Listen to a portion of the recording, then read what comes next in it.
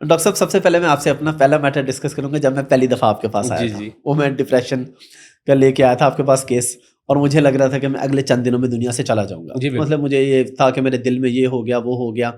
تو آپ نے ماشاء اللہ اس کو جس طریقے سے ہینڈل کیا, مطلب میں تو اس معاملے میں مطلب یقیناً داد دینا چاہوں گا. آپ کسی ڈاکٹر کے پاس جائیں وہ کہتا ہے ٹھیک ہے یہ دوائی کھا لیں. آپ نے مجھے پہلے آدھا گھنٹہ بٹھا کے میری کاؤنسلنگ کی, اور کاؤنسلنگ کر کے میڈیکیشن جو دی اس پہ اگرچہ میری وائف نے اعتراض بھی کیا کیونکہ وہ فارماسسٹ ہے, اس نے کہا یہ اس کی عادت پڑ جاتی ہے. آپ نے کہا بیٹا کچھ بھی نہیں ہوتا. اور واقعی 2 یا 3 ہفتے لگے ہوں گے, اور مجھے ابھی زندگی میں کبھی یاد بھی نہیں آتا کہ مجھے ڈپریشن ہوا تھا.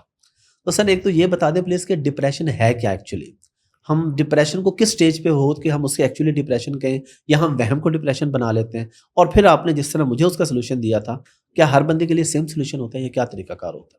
اصل میں ہمارے یہاں پہ نام تو بہت سارے مشہور ہو گئے ہوئے. ڈپریشن اس میں سے ایک ورڈ ہے جو بہت کامنلی استعمال کیا جاتا ہے. زیادہ تر لوگوں کو شاید ڈپریشن ہوتی نہیں ہے. اچھا, یا تو ڈپریسو تھوڑے سے فیچرز آ رہے ہوتے ہیں. ٹھیک ہے, بہت سارے لوگوں کو انگزائٹی ہوتی ہے, ٹینشن جس کو کہہ سکتے ہیں عام ٹھیک ہے. زبان میں. اور اس سے بھی ارلی ایک سٹیج ہوتی ہے, اس کو نیوروسس کہتے ہیں, کہ آپ کو ابھی فیلنگ ہوتی ہے کہ مجھے کوئی ٹینشن ہو رہی ہے.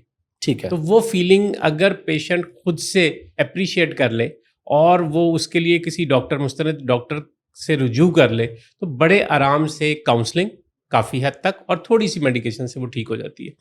ڈپریشن کو اگر ہم ویسے ٹرو اس کی ڈیفینیشن یا ٹرو اس کے ورڈ کے مطلب کے حساب سے لکھیں وہ تھوڑی سی ایڈوانس ڈیزیز ہے. ٹھیک ہے, تو آپ کو بیسیکلی انگزائٹی تھی, ٹھیک ہے, اور انگزائٹی بھی مائلڈ فارم کی تھی. لیکن جس انسان کو ہو رہی ہوتی ہے نا, تو اس کو تو لگ رہا ہوتا ہے کہ سب کچھ یہ میرے ساتھ یہ سارا کچھ جو ہو رہا ہے یہ تو اب ٹھیک نہیں ہونا میں نے, بالکل, اور پتہ نہیں کیا ہو جائے گا. تو وہ اس میں آتا ہے رول ہمارے ڈاکٹرز کا, فیملی کا بھی آتا ہے اوبیسلی, لیکن یہ کہ ڈاکٹر جس کے پاس پیشنٹ جاتا ہے اس کا رول ہے کہ وہ واقعی پہلے تو جج کرے. ہم اس کو اندازے سے یہ نہیں ڈیسیژن کر سکتے کہ یہ انگزائٹی ہی ہے, ہو سکتا ہے جینوئن کوئی پرابلم بھی ہو. ٹھیک ہے. سو سب سے پہلے ڈاکٹر کو کے لیے ضروری ہے کہ وہ یہ کنفرم کرے کہ اس کے پیچھے کوئی بیماری نہیں ہے, اور پھر اس کے بعد جب یہ کنفرم ہو جائے کہ بیماری اس کے پیچھے نہیں ہے تو پھر اس کو کاؤنسلنگ اور ہلکی پھلکی میڈیکیشن. لیکن ہیلتھ ایجوکیٹ کرنا پیشنٹ کو یا اس کی فیملی کو بہت ضروری ہے, خاص طور پہ اپریہنشن, جیسے آپ کی وائف کو اپریہنشن تھی کہ دوائی تو لگ جائے گی اور اس کے بعد پھر دوبارہ چھوٹ نہیں سکیں گے. اور اکثر لوگوں کے لیے ہوتا ہے کہ ہم بخار کے لیے, کھانسی کے لیے, گلا خراب کے لیے, پیٹ درد کے لیے, شوگر بلڈ پریشر کے لیے دوائی کھانے کو تیار ہے. ہم انگزائٹی یا ڈپریشن یا جو نفسیاتی مسائل ہیں ان کے لیے دوائی کھانے کو تیار نہیں. وہ اس کے لیے ہم کہتے ہیں نہیں میں اپنی ول پاور سے ٹھیک کروں گا یا کروں گی. تو وہاں پہ بھی وہ بھی ایک مسئلہ ہے. برین ہماری جسم کا ہی حصہ ہے, اور اس کے فنکشن اگر پراپر نہیں ہو رہے تو اس کے لیے بہت سادہ سی دوائیوں سے ارلی فیز میں ہم یہ کنٹرول کر سکتے ہیں. مجھے نہیں یاد پڑتا, میں کوئی سائیکیٹرسٹ نہیں ہوں, تو اس لیے جو فل بلون ڈپریشن کے پیشنٹس ہوتے ہیں یا فل نفسیاتی مریض ہوتے ہیں ان کو تو میں ڈیل نہیں کرتا, میں ریفر کر دیتا ہوں. لیکن آپ کے پرابلمز جو تھے وہ بہت مائلڈ تھے, اور اسی طرح کے میجورٹی جو میرے پاس پیشنٹس آتے ہیں ان کے بالکل تھوڑے سے مائلڈ سے ہوتے ہیں, اور ان کو ہلکی پھلکی دوائی کے ساتھ اور مینلی کاؤنسلنگ کے ساتھ, ری ایشورنس کے ساتھ کہ آپ کو کوئی پرابلم نہیں ہے اور یہ وقتی طور پہ ایک فیز ہے جو کسی بھی وجہ سے ہو گیا اور اب انشاءاللہ یہ ٹھیک ہو جائے گا. تو مجھے یاد نہیں پڑتا کہ کوئی ایسا پیشنٹ ہو جس کو میں نے مہینوں دوائی دی ہو. چند ہفتوں میں ٹھیک ہو جاتے ہیں. تو ویسے اس کے کوئی سائیڈ افیکٹس بہت زیادہ ہوتے ہیں یا کچھ لوگوں کو عادت بھی پڑ جاتی ہے اس کی, اس بات پہ کتنی ہے؟ ہاں جی بالکل ایسا ہے کہ کچھ لوگ جو ہے نا وہ اس پہ ڈیپینڈنٹ ہو جاتے ہیں ادویات کے اوپر. ٹھیک ہے. اور ان کو لگتا ہے کہ وہ خود سے فیصلہ کرنا شروع کر دیتے ہیں کہ میرا خیال ہے مجھے انگزائٹی ہو رہی ہے, ٹینشن ہو رہی ہے, ڈپریشن ہو رہی ہے, مجھے یہ دوائی کھا لینی چاہیے. وہ خود سے ڈوز بڑھانا شروع کر دیتے ہیں, وہ خود سے روکنا اور خود سے شروع کرنا شروع کر دیتے ہیں. وہاں پہ پھر پرابلم ہو جاتی ہے.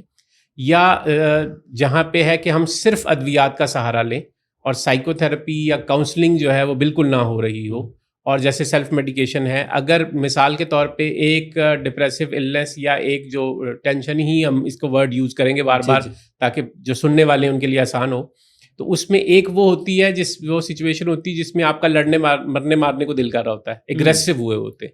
اور ایک وہ ہوتی ہے جس میں دل کرتا ہے مریض کا کہ میں بس لیٹا رہا ہوں اور آنکھیں بند کروں گا, لائٹ بند کروں گا, میری زندگی کے آخری چند دن رہ گئے اور اس کے بعد پتہ نہیں میرے ساتھ کیا ہونا ہے, تو میں کسی سے بات نہ کروں, میں باہر نہ نکلوں, میں ایکٹیویٹی نہ کروں. سو یہ دونوں کی کا کاؤنسلنگ بھی اور دونوں کا علاج بھی بالکل ڈفرینٹ ہے. یہ اسپیشلائزڈ فیلڈ ہے, اور آئیڈیلی اسپیکنگ تو آپ کو اپنے اسپیشلسٹ جو سائیکیٹرسٹ ہیں انہیں کے پاس چلے جانا چاہیے, کوئی حرج کی بات نہیں. لیکن ہمارے یہاں پہ ہمیں مجبوراً یہ جو مائلڈ والی ڈیزیز ہے یہ ہمیں فزیشین کے طور پہ اس لیے ڈیل کرنی پڑتی ہے کہ پیشنٹ کو جب ہم جیسے ہی نام لیتے ہیں نا کہ آپ کسی ماہر نفسیات یا سائیکیٹرسٹ کو دکھا لیں تو وہ فوراً ایک دم سے بھڑک اٹھتے ہیں کہ نہیں ان کو تو بالکل نہیں، میں کو پاگل ہوں جو میں نے ان کو دکھانا ہے. تو یہ بات ان کے ساتھ ماہر نفسیات کے ساتھ بڑی زیادتی ہے کہ ان کو بالکل بھی ایسا نہیں ہے کہ وہ خدا نخواستہ کو پاگلوں کے ڈاکٹر ہیں، وہ بھی ہماری طرح ہی اسپیشلسٹ ہیں اور اپنی فیلڈ کے اسپیشلسٹ ہیں. سو جب تک ہم یہ نہیں دیکھیں گے کہ مریض کو کون سی علامات آ رہی ہیں اور اس کے لیے کون سی میڈیسن بہتر ہے، ایک سائنس ہے یہ بھی ایک، بالکل. سو اس وقت تک کام نہیں چلے گا. تو جب لوگ غلط قسم کی دوائیاں خود سے لینا شروع کر دیں گے، یا ہمارے ہاں یہ بھی رواج ہے کہ فارمیسیز پہ جاتے ہیں، اپنی 2-4 علامات بتاتے ہیں اور وہ اس کو دے دیتے ہیں. اور ہم اپنی بہت دفعہ ایسا ہوا ہوگا، آپ نے بھی نوٹس کیا ہوگا، میں تو اکثر ہی نوٹس کر رہا ہوتا ہوں کہ جب ہم فارمیسی پہ کھڑے ہوتے ہیں کسی دوائی لینے کے لیے تو کوئی نہ کوئی پیشنٹ آتا ہے اور جو دوائی لینے کے لیے کاؤنٹر پہ لوگ ہوتے ہیں وہ سمٹم سن کے، تو میں نے ایک کچھ ریسنٹلی سنا تو انہوں نے کہا جی کہ آپ کو اور کچھ نہیں ہے، آپ کو انگزائٹی ہے.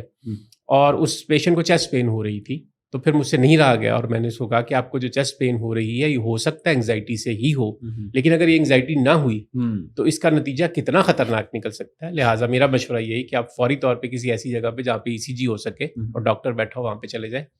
تو خیر وہ سمجھ گیا اور وہ پیشنٹ پھر وہاں سے چلا گیا کہ میں جا رہا ہوں، کہ قریبی ہاسپٹل تھا وہاں پہ، اس نے کہا میں چلا جاتا ہوں. سو یہ وجوہات ہیں جس کی وجہ سے پھر وہ عادت پڑ جاتی ہے پیشنٹ کو کہ بار بار خود سے دوائی شروع کرنا، خود سے بند کرنا، غلط دوائی لے لینا. ادروائز جینونلی بہت کم ایسے پیشنٹس ہیں جو نفسیاتی بیماریوں کا شکار ہے جینون کہ ان کو بھی ہمیشہ ساری عمر ہی دوائی کھانی پڑے. میجورٹی کو بند ہو جاتی ہے یا کم ہو جاتی ہے اگر وہ پراپر علاج کروائیں اس کا. آپ ماشاءاللہ کیونکہ پڑھاتے ہیں، بلکہ پڑھانے والوں کو بھی پڑھاتے ہیں، ڈاکٹرز کو بھی، تو مجھے یہ بات یاد ہے کہ جب میری آپ نے ECG کروائی تھی تو میری تسلی نہیں ہو رہی تھی.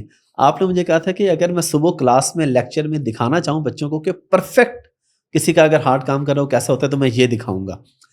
میرا اس سے اگلا سوال آپ سے یہ بنتا ہے کہ ہمارے ہاں میدے اور جگر کے، میدے کے خاص طور پہ بہت سے مسائل ہیں، اس کا انگزائٹی سے کتنا ایک تعلق ہے؟